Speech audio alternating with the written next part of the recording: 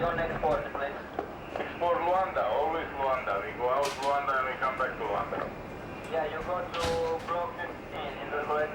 Roger, Roger. Block 15 and back. Okay, thank you.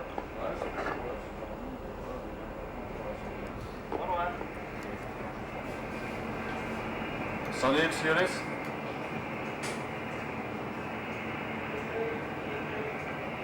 Police, Sonic base. Yeah, Sonic Space, this is Ulyss. Okay, to advise you that we just left the quay now and ETA at the rig will be 6 o'clock tomorrow morning. 6 o'clock tomorrow morning. Yeah, welcome. Bye-bye. Have a good drive. Thank you. À chaque fois, c'est pareil. Lorsqu'Ulyss fait escale à Luanda, les hommes de l'équipage ne débarquent jamais. Ils ne font qu'apercevoir les lumières de la capitale de l'Angola. À chaque fois, Ulyss ne s'arrête que quelques heures, le temps de charger ou de décharger du matériel, puis il repart vers le large.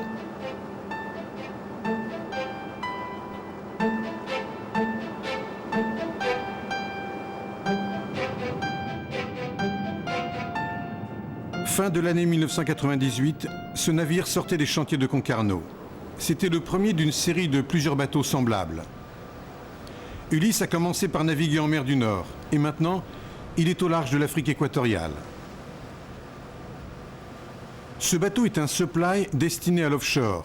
En bon français, on pourrait dire qu'il s'agit d'un bateau d'assistance pour l'exploration pétrolière en mer.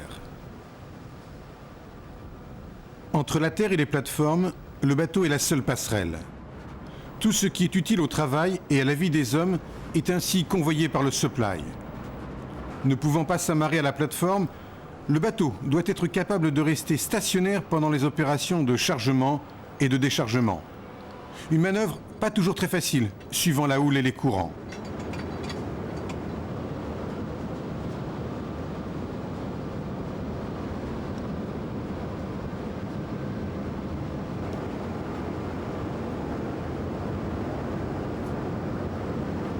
Une plateforme de forage, c'est une usine de 120 personnes, installée en pleine mer.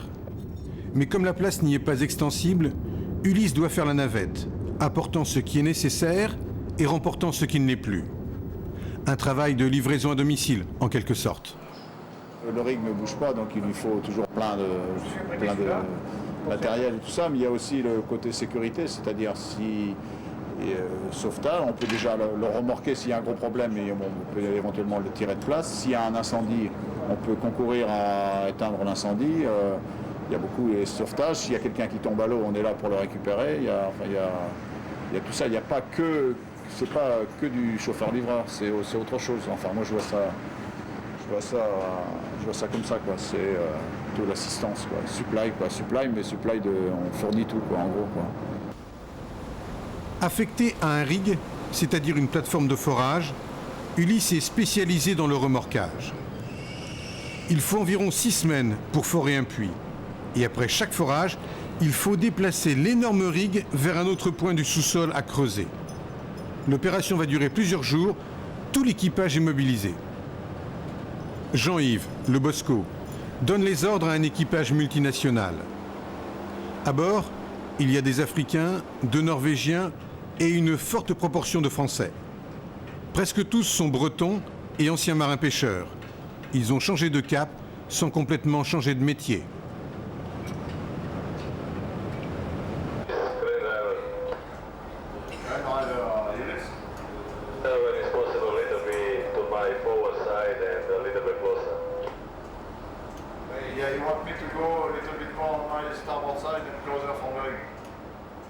À l'offshore, il y a beaucoup de manœuvres.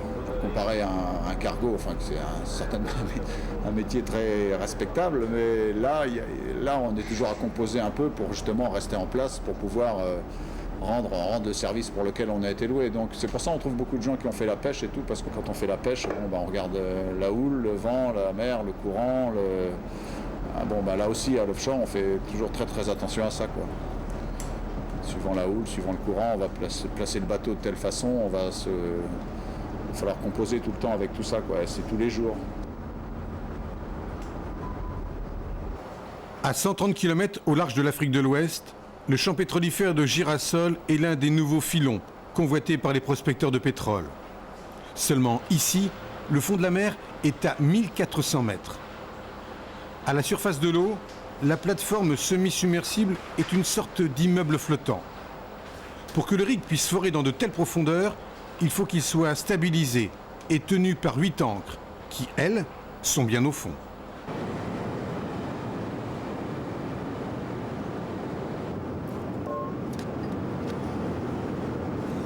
Pour la plateforme, il est impossible de remonter, juste en tirant dessus, des ancres mouillées à de telles profondeurs.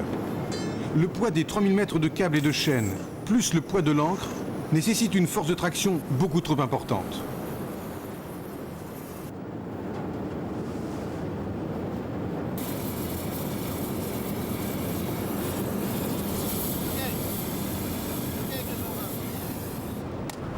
Assisté d'un autre navire, Ulysse est donc chargé de faciliter l'opération. Affirmatif, tu peux stopper les 2 winches et les 2 cabestans arrière. Bon, tout le monde est sur l'avant, tout le monde est dégagé, tu peux continuer.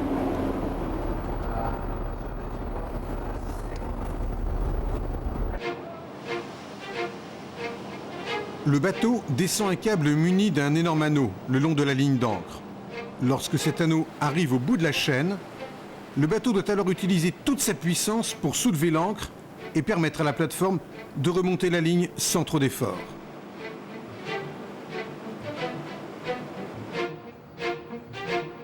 Sur le pont comme à la passerelle, les deux équipes se relaient régulièrement. Pour relever la première ancre et la sortir de l'eau, il est prévu entre 25 et 30 heures de manœuvre.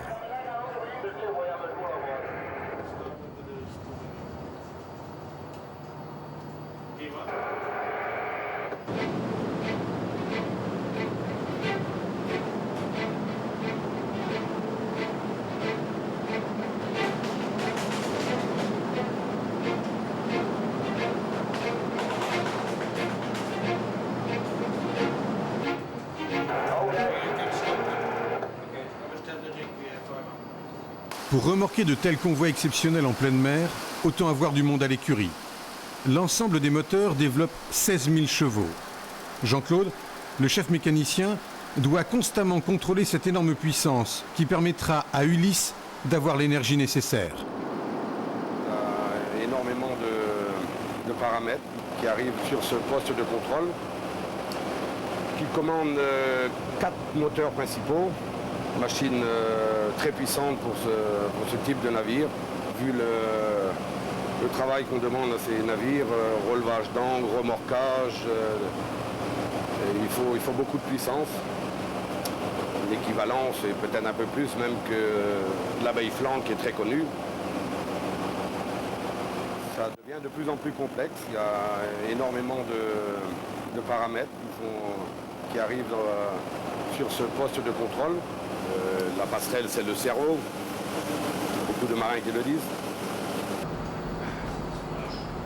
Évidemment, le cœur et le cerveau ont intérêt à bien coordonner leurs fonctions. Et pour y parvenir, c'est à la passerelle que le chef mécanicien, lui aussi, manipule ses joysticks et contrôle ses paramètres.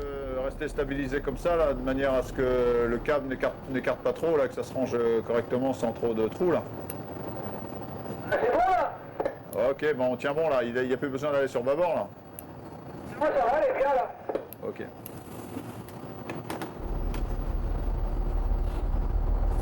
Ça fait 2 jours qu'on a commencé et je pense que ça va se terminer dans minimum 5-6 jours. Donc ça veut dire pendant tout ce temps-là, monter, relever, manœuvrer, tirer, lâcher, regarder, toujours avoir l'œil sur le câble, sur la position du navire, sur les moteurs, voilà, donc c'est beaucoup d'attention. Enfin bon, on est habitué un peu à ce rythme-là. On sait que ça va être long, donc on s'est préparé un peu à ça, donc ça va quoi.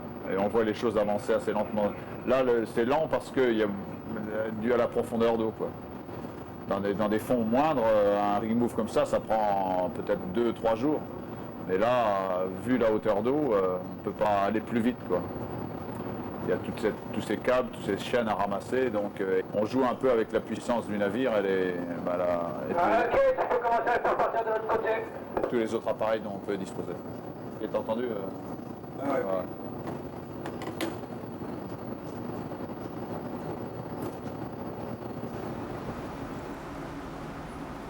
24 heures sur 24, il faut rester mobilisé. Les manœuvres ne s'arrêtent jamais. Et chacun s'organise entre le travail, la vie collective et les instants d'isolement nécessaires pour s'évader un peu.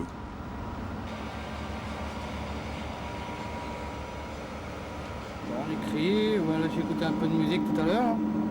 Puis on bouquine et puis on écrit à la famille. La vidéo également. Et finalement, cette vie, 2 mois de mer, 42 jours de terre, ça te convient ou tu penses que tu aurais peut-être pu te faire une vraie vie de terrien? Une vraie vie de terrien, non. Je pense pas, non. Étant plus jeune, c'est vrai que j'ai voulu quitter un peu la navigation, quoi, mais ça a duré 3 mois, quoi. Et puis moi, c'était l'appel du large, quoi. Et puis là, bon, bah, je me suis retrouvé à surf comme ça, quoi. Et puis bon, bah, j'ai trouvé mon équilibre, quoi. Et ma femme, avec les années, bah, elle c'est pareil, quoi. Elle me dit 2 mois ça va, plus elle pourra pas, quoi. C'est pour ça que l'équilibre, enfin, actuellement, est bien. 2 mois ça va vraiment, c'est le maximum. Je ne referai plus comme je faisais avant à la grande pêche des 4 mois, quoi. Ça, je pourrais plus. J'ai débuté à la pêche en fin de compte, à Belle-Île là-bas. Et donc, après j'ai passé un brevet, puis je suis venu à la surf. J'ai fait un peu d'offshore avant de venir à la surf. C'est mieux d'être à l'offshore que à la pêche? Ben, le travail est beaucoup plus difficile à la pêche, hein. Les heures sont pas comptées. Et voilà, donc 2 mois avant de retourner à la maison, c'est pas trop long? Bon, ben, ça va, c'est la limite, quoi. Après, bon, après ça devient dur, quoi. Ça devient dur pour le moral, quoi.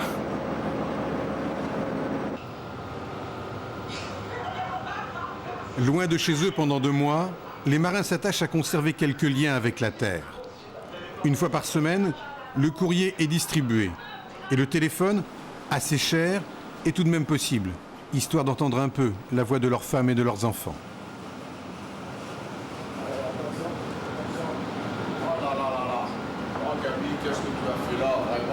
Même si ce bateau est un lieu de travail, l'espace de vie reste confortable et convivial. À table, on cause un peu du pays, mais comme souvent, à force de se côtoyer, on finit par se connaître sans trop se parler.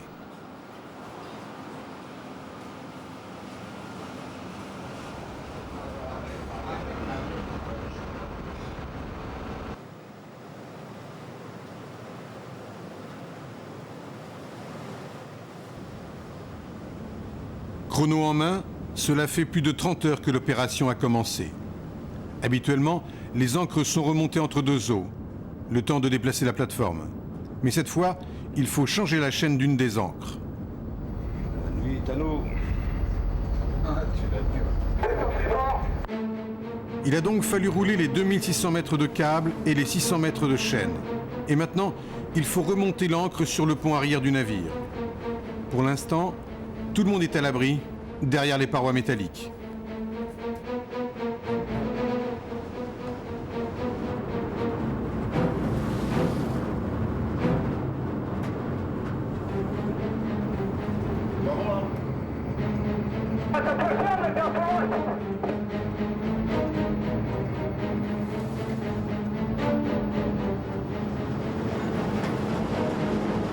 Après 3 tentatives, les 30 tonnes d'acier déboulent sur le pont.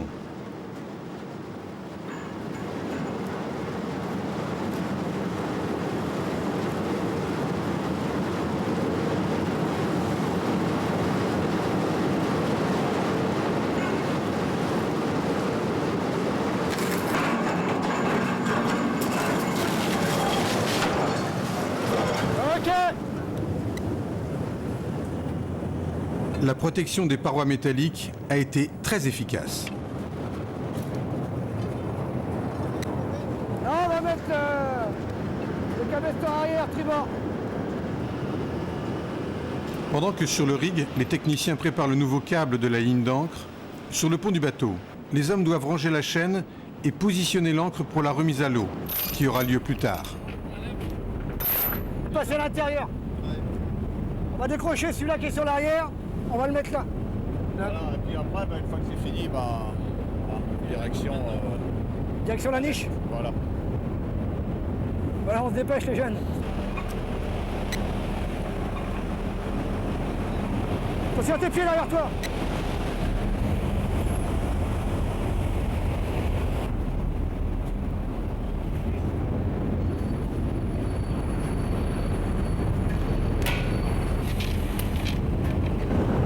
Qui c'est qui est au winch? Reste au winch.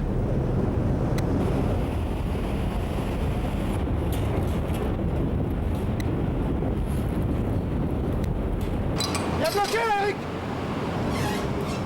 La première phase se termine. Malgré la difficulté à manœuvrer de telle masse, il n'y a pas eu de problème. Ah Eric, j'arrive.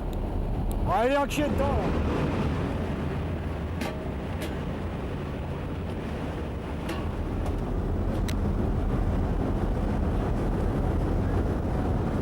Le lendemain, il faut remettre l'ancre à l'eau. Comme beaucoup de marins, Jean-Yves, le Bosco, a appris le métier sur le tas, avec les anciens. Mais la mer a-t-elle le même goût selon que l'on tire un chalut ou que l'on remorque une plateforme pétrolière? T'es pas droit, t'es pas droit. Pour ces hommes, c'est toujours un travail de marin. Ce qui change, c'est la dimension des engins qu'il faut manier et le but de la manœuvre. Physiquement, c'est assez dur, surtout quand on fait des movings comme ça là. Quand ça dure trop longtemps, bah, t'as la tension, t'as du mal à dormir, t'as le bruit. Et c'est vrai que bon, bah, physiquement, c'est assez dur quoi. Sinon, moralement, ça va. Quand t'as une bonne équipe à bord, ça va quoi. Là, on a une super équipe, tout le monde est assez professionnel, là, ça va. Bon, là, je suis embarqué sur Ulysse. Le prochain coup, ce sera le ticket pour je ne sais où. On ne sait jamais où on va retourner l'embarquement suivant. Quoi. Surtout nous dans notre fonction, parce qu'on n'est pas en pied sur un bateau. Quoi. Là, on peut tomber sur des bons bateaux ou sur des moins bons, mais le prochain coup, on verra bien. À chaque fois, c'est un challenge. Ok, attends, il faut que je reprenne ma bosse. Et tout ce travail, toute cette énergie pour seulement une des 8 ancres de la plateforme. Avec des moyens de géant, il faut faire un travail de fourmi. Tout est prêt là, bah, enlève la tour de sécurité là, et puis, voilà. Tu peux l'enlever quand tu veux là.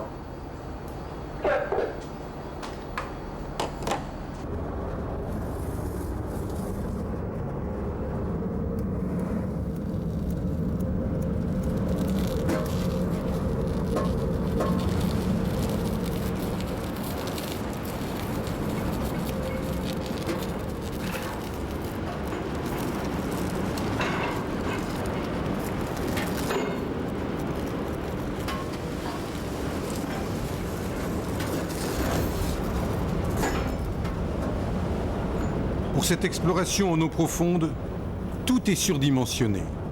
Car aujourd'hui, c'est au fond des abysses que se trouvent les nouveaux territoires à conquérir. Je suis allé un peu partout dans le monde, là,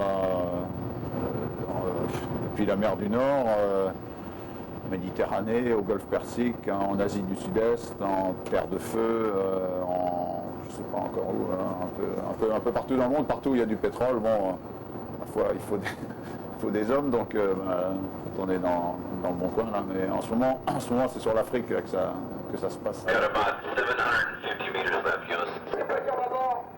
Ok, copy that.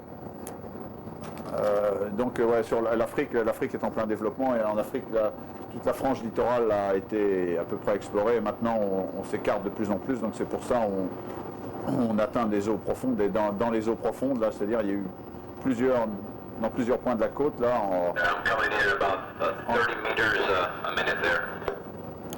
Yeah, 30 meters a minute. Okay, that's good. I think we'll be at the same time. Roger that. Looks like that. Sounds good. Bon, ce champ là, Girasol là, qui a été découvert récemment, mais il y en a eu d'autres un peu partout là jusqu'au Nigeria qui ont été découverts. Donc il y a une relance de l'exploration et de l'exploitation là prochainement là, sur ce champ là. Je ne sais pas à quel moment il va être en exploitation, mais You can come down 5% on your power. I think you're at 50%. Come back to. À 70 km de là, plus près des côtes, d'autres bateaux plus petits et plus rapides sillonnent la mer à longueur de journée.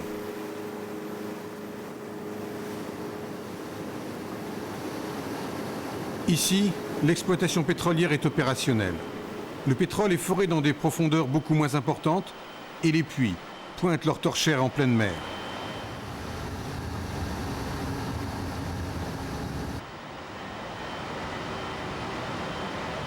Tous les techniciens vivent au milieu de la zone d'exploitation, sur une base vie. Et les bateaux de la compagnie marseillaise Surf assurent toute l'assistance par voie maritime. Les gros supplies effectuent la livraison des produits et du matériel, tandis que les petits bateaux s'occupent des hommes. Comme la plupart des navigants, Philippe était marin-pêcheur. Après la grande crise de la pêche, il a raccroché son ciré, mais a voulu rester en mer, quitte à faire un autre métier. À 30 nœuds de moyenne, Philippe effectue aujourd'hui le travail d'un taxi de la mer. En gros, c'est du transport de personnel, donc de plateforme à satellite, et puis le transport du petit matériel, donc pour qu'ils puissent travailler sur leur satellite. Sans arrêt, tu accostes les plateformes, et puis comme c'est les bateaux à jet, donc tu es toujours en permanence en manœuvre. Donc soit sous les grues, soit ce qu'on appelle sur les dos de landing.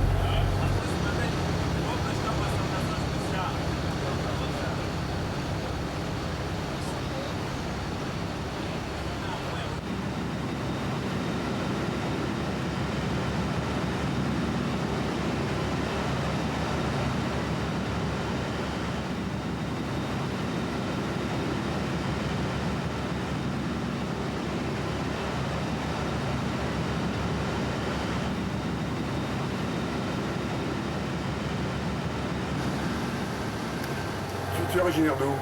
Moi, Logivi de la Mer, Bretagne Nord. Enfin, la plupart du moins des marins surf sont originaires de tout le littoral breton. On a des gens du Pays Basque aussi, et puis très peu de Marseille, quoi, très peu des gens du Sud. Pourquoi il y a autant de Bretons? Parce que la plupart des Bretons sont marins.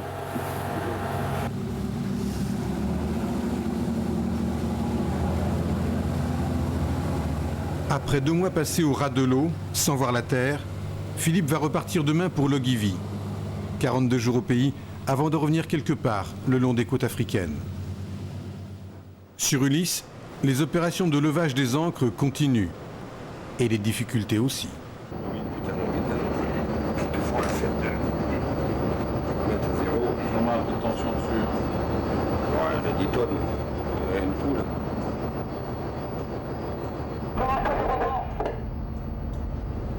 Il se passe que la ligne a cassé, donc là on est en train de récupérer le bout de ligne restant, voir ce qui s'est passé, et puis va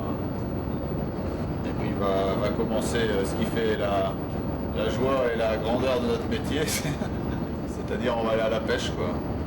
Et il y a de grandes chances qu'on soit obligé de retourner au rig, de recharger ce qu'on appelle un hook là, qui n'est ni plus ni moins qu'un gros hameçon, et le passer le long sur la ligne auprès du rig et essayer de le suivre et de récupérer et de remonter jusque l'ancre avec ce gros hameçon pour relever l'ancre, continuer, mais bon, généralement c'est long, difficile et voilà, donc et dangereux. C'est beaucoup de travail là qui nous arrive, donc ben voilà quoi.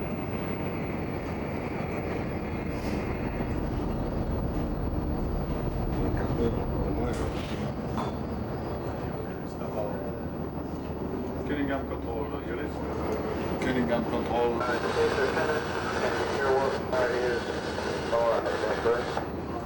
Yeah, that's correct. Yeah, the pennant chaser broke, let's say, 20 meters after the connection on our landing line. Okay, copy it. Bridge, you copy that? Dès le lever du jour, les manœuvres ont repris.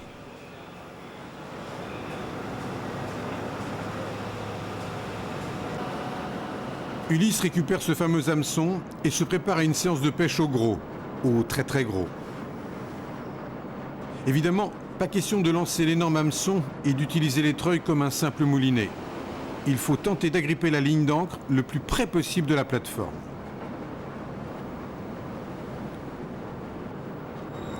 Après plusieurs ronds dans l'eau, sans succès, Ulysse réussit enfin à accrocher la ligne. L'opération de levage de l'ancre peut reprendre. Au total, il aura fallu 8 jours pour déplacer ce rig d'une dizaine de kilomètres. Pour les marins d'Ulysse, la mer reste un terrain d'aventure technique et humaine. C'est vrai, ils ne parlent plus de zones de pêche ou de cours du poisson. Ils évoquent plutôt le prix du baril et les zones de prospection. Simplement, ils participent à la nouvelle histoire du monde maritime.